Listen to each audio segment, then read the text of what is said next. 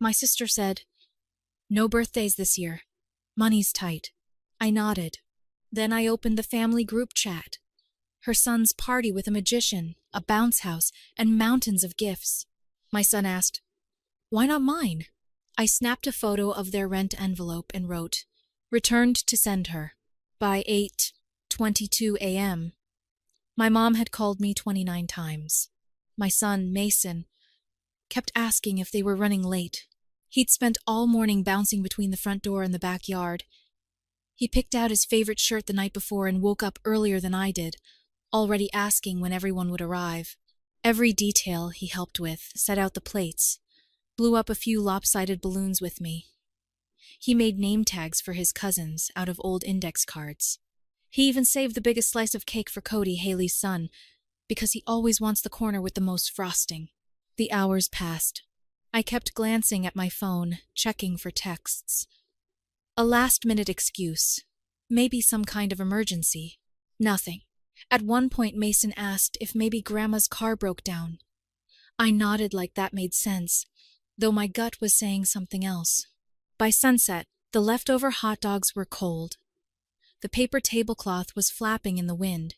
Mason sat on the porch steps, his little sign that said, "Welcome, fam," slumping over next to him. I told him maybe we'd do a movie night instead. Just us. I didn't tell him what I was really thinking. I walked inside, cleaned up in silence, and made the mistake of opening the family group chat. The first thing I saw was a picture of Cody holding a sparkler, his face lit up by the fire and a massive cake in front of him, shaped like a pirate ship. I kept scrolling. My mom was there holding Cody on her lap. My dad was grilling. Haley had rented a bounce house. There was even a magician, the kind with a top hat and a real rabbit. Mountains of presents, laughter frozen in time, photo after photo. Every single person in our family, even a few neighbors I recognized, except us, except the kid who waited on the porch all day with homemade name tags. I stared at it for a long time before Mason came up behind me. He peeked over my shoulder and asked, almost whispering, "Why didn't they come to mine?" I didn't answer. I couldn't. I just put the phone down and said we'd watch whatever movie he wanted. But inside, I was already boiling because Haley had texted me 1 week earlier saying they weren't doing birthdays this year. That money was tight, that they were cutting back. She even thanked me for being understanding. I had believed her. I didn't push. I didn't guilt trip.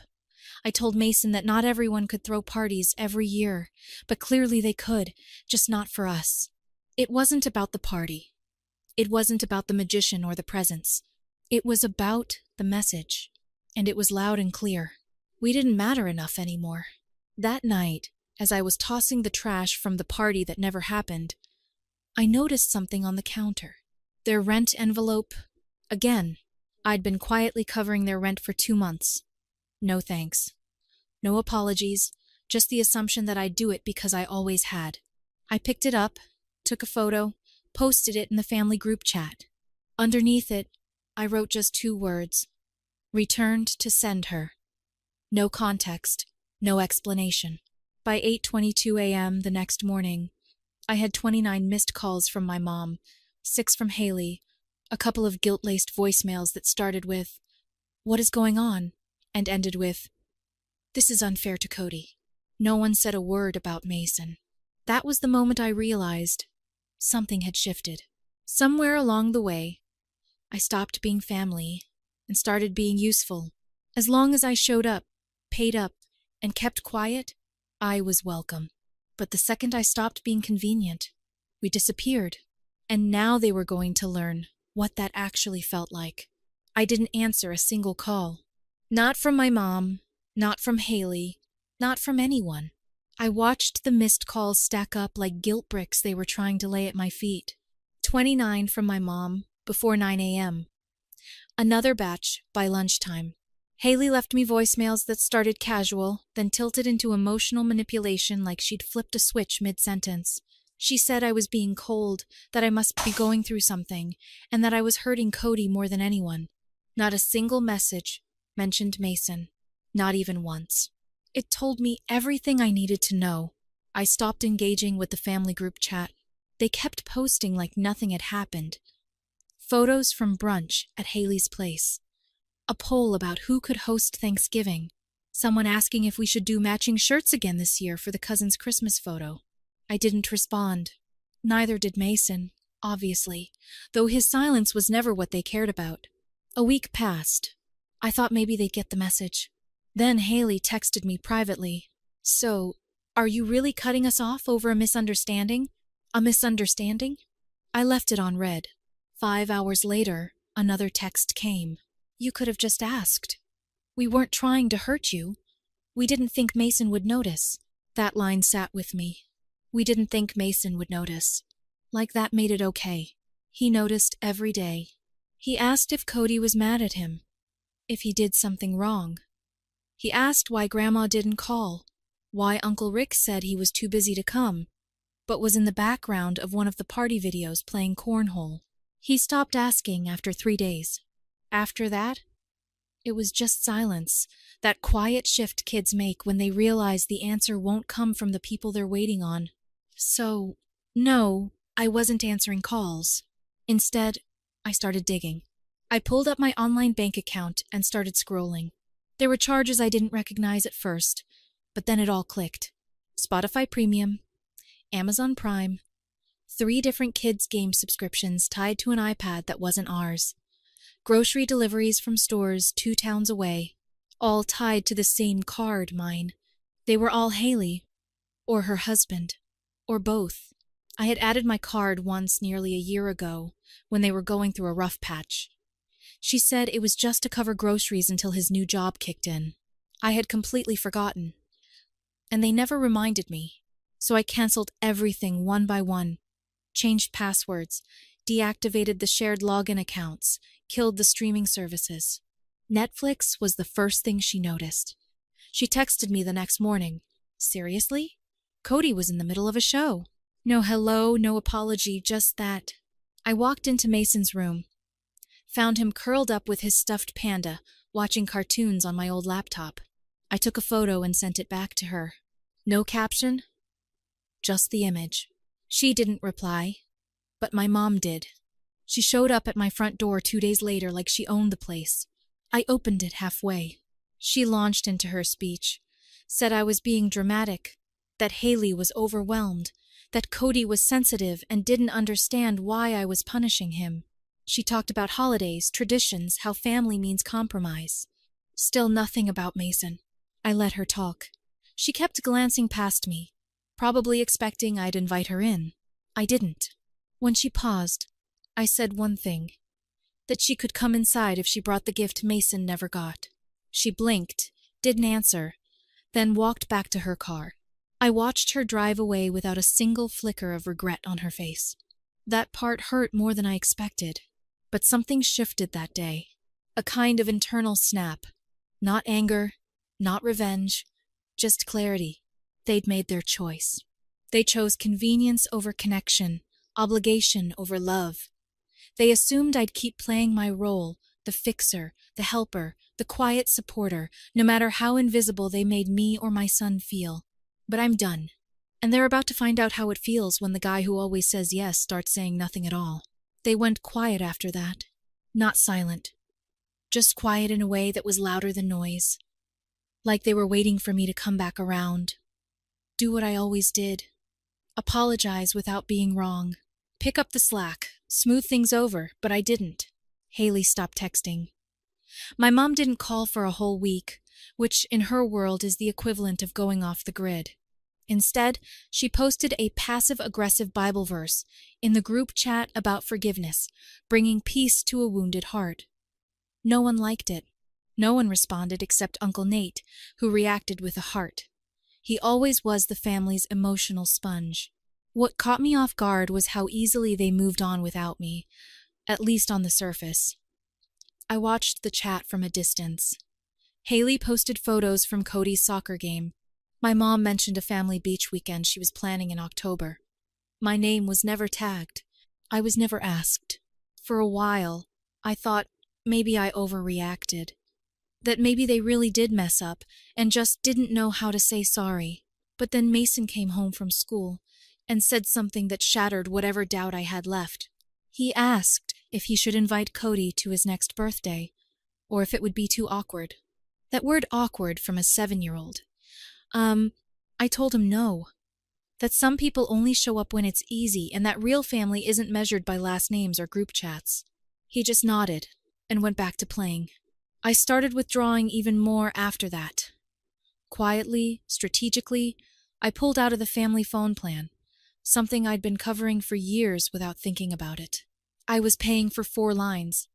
Mine, Mason's, Haley's, and her husband's. They never once offered to pitch in. I called the carrier, asked to drop their numbers. The rep on the phone asked if I was sure. I said yes.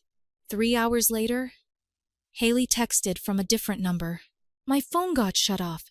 Seriously? What the hell, Ethan? I didn't respond. Then she tried my email. You're punishing me for something we didn't mean to do. Cody's crying because he can't FaceTime his friends. You've made your point. Can we stop now? There it was again. We didn't mean to. As if that erased what was done.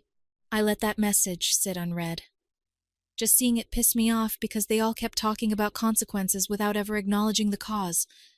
Like I just woke up one day and decided to burn bridges for fun. Like Mason didn't spend his birthday wondering why his grandma never showed. Why his cousins ghosted him. Why the people he thought loved him disappeared. They hadn't just skipped a party. They skipped him. I didn't post about it online. Didn't blast anyone publicly. I just backed away. 1 week later, my dad texted me for the first time in months. A short message. Don't let this get worse. Be the bigger person. Be the bigger person. I stared at that one for a while. It took everything in me not to reply with a photo of Mason's untouched birthday table, still set with name tags for kids who never showed, but I didn't. I was tired of giving them reminders of what they chose to forget. Instead, I deleted the group chat, left without a word. 2 days later, I got a text from a cousin asking if everything was okay. I told him he should probably ask the people still in the chat. He said, "Yeah, they said you're just dealing with some stuff." I laughed when I read that. No, I wasn't dealing with some stuff. I was finally done dealing with them. And for the first time in years, that actually felt good. Weeks passed. I thought maybe they'd stop altogether, that eventually it's been want to. It was a Saturday morning when Mason found the envelope. He came in from the front porch holding it like it was treasure, cream-colored heavy paper, a wax seal on the back. I knew that seal. My mom used it for every formal family event, like she was running some royal dynasty out of a rental house in Ohio. He handed it to me, smiling. We got invited to something. I opened it slowly, already knowing what was inside. It was a wedding invitation. Haley's wedding. That was the part that hit like a brick. She wasn't married. Not really. She'd been with her husband Ryan for years. They had kids, shared a mortgage, but they never actually got married. Said they didn't need a piece of paper. Made a big deal about being free spirits. And now, suddenly, they were having a full wedding, and we weren't supposed to know. I read the invite 3 times, then flipped it over and checked the envelope. The handwriting wasn't even my mom's. It was addressed to the previous tenants. The people who lived here before Mason and I moved in 2 years ago. That's when it clicked. They hadn't meant to send it to me. They'd used an old address list, and one invite had slipped through. Mason was still watching me. I didn't want him to know what it was, so I told him it was junk mail and slid it into a drawer. That night, after he went to bed, I read it again under the kitchen light. A beach ceremony, full catering, dress code, elevated coastal, gift registry, at 3 high-end stores, and at the bottom, a neat gold lettering. Please RSVP by the 12th, so we can finalize the head count. We hope to celebrate with our loved ones. Loved ones. I laughed out loud. That bitter kind of laugh you hear from people right before something in them breaks. They'd planned a wedding, sent invites, booked a venue, all while pretending to me they couldn't afford to come to a backyard birthday party with hot dogs and dollar store decorations. And the best part, they weren't going to tell me, not even to my face. I left the invitation on the table, stared at it for hours. Then I got an idea. One that came fast and fully formed. Petty, absolutely, but something about it felt necessary. The next morning, I went online, found their wedding registry, picked the most expensive item on it, a $900 set of copper cookware, and bought it. Then, I had it shipped to my place. When it arrived 3 days later, I opened the box, took a picture of it, and sent a photo to Haley with a message. For the bride who couldn't afford to show up for her nephew. She didn't reply, but 20 minutes later, my mom did. "You're doing too much, Ethan. This isn't the way." I didn't reply to her either. Instead, I listed the cookware online, sold it the same day for $650 cash, used it to book the weekend of their wedding for Mason and me at a lakeside cabin 2 hours away. Just the two of us. Same weekend, different plans. When the wedding day rolled around, I posted a single photo. Mason on the dock, fishing pole in hand, smile wide, wearing the same blue hoodie he'd wanted to show Cody months ago. No caption, no tags, just a quiet reminder that while they were posing in rented suits and smiling for 100 people who didn't know the truth, we were living ours honestly. And it turns out that stung more than anything I could have said. After the wedding, the silence was louder than ever. No one reached out. No follow-up texts, no photos tagged, not a single comment about where Mason and I had been. It was like they'd quietly erased us from the narrative and hoped we wouldn't notice. But we did. Mason had a great time at the lake. Caught nothing, of course, but he didn't care. He called it the best unbirth ever. And I let that sit without unpacking it. I knew what he meant. Then 3 days after we got back, I got a text from Dan, my cousin. The one person in the family who doesn't take sides unless you really give him a reason to. He wrote, "You got 5 minutes? This is a little awkward." I called him back. Dan doesn't dance around much, which I respect. He told me he hadn't realized I wasn't at the wedding until people started asking about Mason at the reception. He asked Haley where we were. She told him I was traveling for work and needed space from family stuff right now. I stayed quiet. Dan kept going. He said a few other relatives had wondered too. My Aunt Marie even brought a small gift for Mason, thinking he'd be there. Haley tucked it under the table without a word and told everyone I wasn't really into weddings. Dan said it didn't sit right, that it felt rehearsed. Then he dropped the part that flipped the switch in me. Apparently, after the wedding, Haley and Ryan started asking around about help for their honeymoon.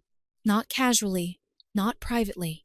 They actually brought it up during brunch the morning after the ceremony with my mom, a few cousins, and even Uncle Nate there. Dan said Haley had a list of people she thought might pitch in. My name was on it. I didn't even laugh. I just thanked him for telling me. An hour later, I checked my phone and saw I'd been redded to the family group chat. No message, no explanation, just back in like nothing had happened. The chat had over 100 new messages. I scrolled through them. Most were pictures from the wedding, posed beach photos, champagne toasts, group hugs. Then I saw it. A message from Haley tagging me directly. "I know things have been tense lately, but we're hoping to move forward. We're still family, and life's too short to hold grudges. If anyone wants to help with our honeymoon fund, here's the link. No pressure, just love." I read it twice. Then again, I stared at the link. She actually had the gall to ask me. The guy whose kid they all ghosted to help send her on a tropical vacation like nothing happened. I didn't respond. Not yet. Instead, I went to my email and found the receipt for that $900 copper cookware set I had sent to myself. I'd already sold it for $650, booked our cabin, and used the extra to take Mason on one hell of a lake trip. But now that receipt had more value than just what it sold for. It was proof of the transaction, of the generosity they'd expected, of the version of me they still thought existed. Then Dan texted again. "They're planning a beach weekend in November. Pretty sure they'll try to use it to rebuild things. Heads up." That's when I knew this wasn't about peace. This was about narrative control. About making it look like I just drifted and they were the poor loving family trying to bring Ethan back. So I posted one thing in the group chat. A photo of Mason holding his old birthday sign, the crumpled one that said, "Welcome, fam," in his messy 7-year-old handwriting. I had taken the photo the day after his birthday. He was sitting on the porch with it in his lap, still hoping maybe someone would show up late. Under the picture, I typed, "Don't worry about the honeymoon fund. You've already spent everything I had to give." Then I hit send, left the group, blocked the admin this time so I couldn't be added back. 10 minutes later, Dan texted me again. "That photo hit hard, man. A few people are talking. Mom said Grandma cried." I didn't respond because I was done trying to make people see what they refused to look at the first time. They were still playing a game, rebuilding the story to suit their comfort, trying to pull me back just enough to keep the illusion alive, but never enough to take real accountability. And I wasn't going to play anymore. I thought cutting them off would be louder, that there'd be more pushback, more calls, more guilt. But after that photo of Mason with the birthday sign, the group chat went quiet. Or maybe they just stopped trying with me altogether. Either way, the silence felt earned. A week passed, then 2, then it hit a month. No calls, no invites, no fake apologies. They didn't even try to spin it this time. I think they finally understood I wasn't coming back. Not this time. Then late one night, I got a message on Facebook from someone I hadn't heard from in years. Jenny, Haley's old college roommate. She was at the wedding. Said she'd heard what happened, or at least the version Haley was telling people, that I overreacted, that I was bitter about the past, that I made a scene.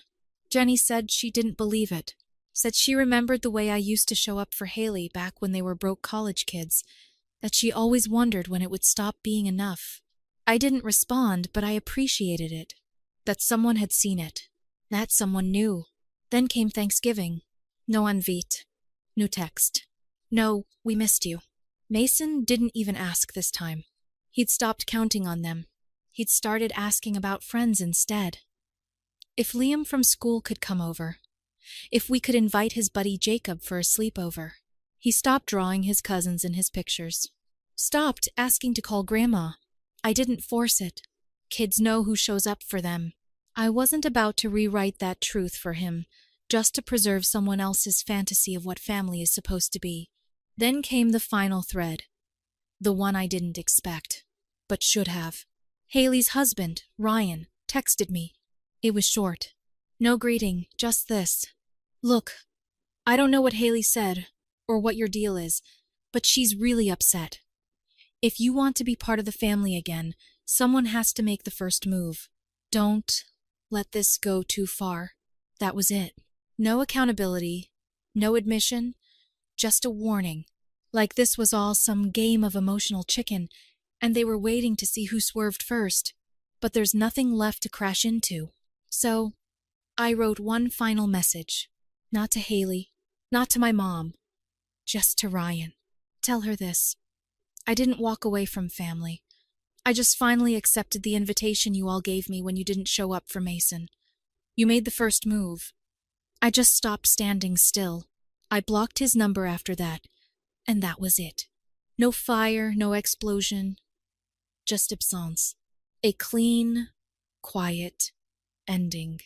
I cleared out the last of the old photos from my phone, not because I wanted to forget, but because I didn't want Mason growing up staring at pictures of people who wouldn't show up for him in real life. We built something new after that, smaller, quieter, but real. Friends who became family, dinners that weren't forced, birthdays where every guest who came brought something more valuable than a gift. Presents. One night, months later, Mason asked if Cody ever wrote to him. I said no. He didn't ask again. And I didn't tell him that Haley never did either. Not once. Because some truths don't need repeating. And some goodbyes don't need to be spoken out loud. They just need to be lived.